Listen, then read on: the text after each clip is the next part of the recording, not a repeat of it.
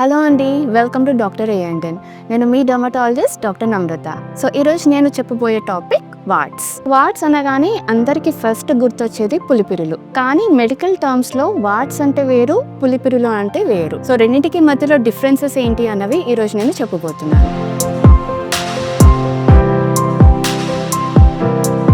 So first మనం చెప్పుకోయేది పులిపిరులు గురించి. అసలు పులిపిరులు అంటే ఏంటి, ఎవరిలో వస్తాయి, ఎందుకు వస్తాయి, దానికి ట్రీట్మెంట్ ఏంటి అన్నది. పులిపిరులు అంటే చిన్న చిన్న బ్లాక్ కలర్ కానీ లేదా బ్రౌన్ కలర్ స్కిన్ గ్రోత్స్ అనేవి కనిపిస్తాయి. అది అందరిలోనూ కనిపించవచ్చు. మోస్ట్ కామన్ రీజన్ ఏంటి అంటే యూవీ రేడియేషన్స్. సో ఎవరిలో అయితే సన్ ఎక్స్పోజర్ అనేది ఎక్కువగా ఉంటుందో వాళ్ళలో పులిపిరులు అనేవి కనిపించవచ్చు. సన్ ఎక్స్పోజ్డ్ ఏరియాలో అంటే మెయిన్లీ ఫేస్ కానీ, నెక్ కానీ, లేకపోతే హ్యాండ్స్ అంటే షోల్డర్స్ మీద, చెస్ట్ ఏరియా, బ్యాక్ ఏరియా మీద ఎక్కువ కామన్ గా కనిపిస్తాయి. సో సెకండ్ రీజన్ ఏంటి అంటే హెరిడిటరీ. మన పేరెంట్స్ కి కానీ, రిలేటివ్స్ లో కానీ ఎవరికైనా పులిపిరులు ఎక్కువగా ఉన్నాయనుకోండి, నెక్స్ట్ వచ్చే జనరేషన్ వాళ్ళకి కూడా పులిపిరులు అనేది ఎక్కువగా వచ్చే ఛాన్సెస్ అనేవి ఉంటాయి. మూడో రీజన్ వచ్చేసి హార్మోనల్ ఇన్ఫ్లుయెన్సెస్. హార్మోనల్ ఇన్ఫ్లుయెన్సెస్ అంటే మెయిన్ ఆడవాళ్ళలో కనిపిస్తుందండి. ప్యూబర్టీ ఏజ్ లో కానీ, లేకపోతే ప్రెగ్నెన్సీ టైంలో ఈ పులిపిరులు అనేవి చాలా ఎక్కువగా వచ్చే ఛాన్సెస్ అనేవి ఉంటుంది. నాలుగవ రీజన్ ఏంటి అంటే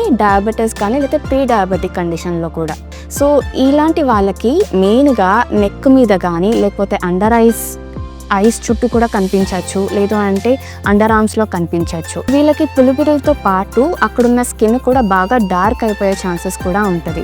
సో ఇలాంటి వాళ్ళకి స్కిన్ డార్క్ అయిపోవడం, పులిపిరులు ఎక్కువగా వస్తున్నాయి అంటే కనుక ఖచ్చితంగా మీ బ్లడ్ షుగర్ లెవెల్స్ అనేవి చెక్ చేసుకోవాల్సి ఉంటుంది. సో ట్రీట్మెంట్ ఏంటి వాట్స్ కి? మనం ఆర్ఎఫ్ కాటరీ చేసుకోవచ్చు, లేజర్ ట్రీట్మెంట్ కూడా తీసుకోవచ్చు. వీటి వల్ల ఏమైనా నొప్పి వస్తుందా అంటే ఎటువంటి నొప్పి అన్నది ఉండదు అండి. మీకు నమ్మింగ్ క్రీమ్ అనేది అప్లై చేసి ఆ తర్వాతనే ప్రొసీజర్ అనేది చేస్తారు. అండ్ లాస్ట్ ఏంటంటే ఈ పులిపిరులు అనేవి నాన్ కంటాజియస్, అంటే ఒకరి నుంచి ఇంకొకరికి స్ప్రెడ్ అవ్వవు. So now let's discuss about warts. So warts are common warts అంటే ఏంటి అంటే it is actually a viral infection. So పులిపిరులు అన్నది it's not at all an infection, but warts అనేది ఇట్స్ వైరల్ ఇన్ఫెక్షన్. దేని వల్ల ఫామ్ అవుతుంది అంటే హెచ్పివి వైరస్ అనేది ఉంటుంది. ఇది ఎక్కడి నుంచి వస్తుంది అంటే it is actually a contagious viral infection. ఒకరి నుంచి ఇంకొకరికి వచ్చే ఛాన్సెస్ అనేవి ఉంటుంది. సో హెచ్పివి అంటే ఏంటి అంటే హ్యూమన్ పాపిలోమా వైరస్. అందులో డిఫరెంట్ టైప్స్ అనేవి కూడా ఉంటాయి. సో ఈ వైరల్ పార్టికల్స్ అనేవి ఒక పర్సన్ నుంచి ఇంకొక పర్సన్ కి స్ప్రెడ్ అయ్యే ఛాన్సెస్ అనేవి ఉంటాయి. ఈ వైరల్ ఇన్ఫెక్షన్ ఉన్నప్పుడు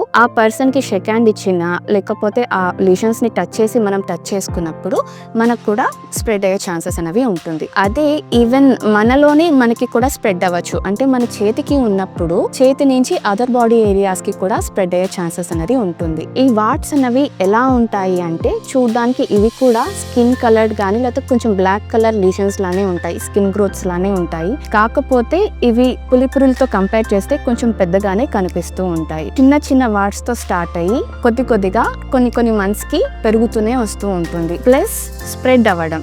సో మనకి ఎప్పుడైనా చిన్న దెబ్బలు తగిలినప్పుడు ఈజీగా స్ప్రెడ్ అయ్యే ఛాన్సెస్ అనేది ఉంటుంది.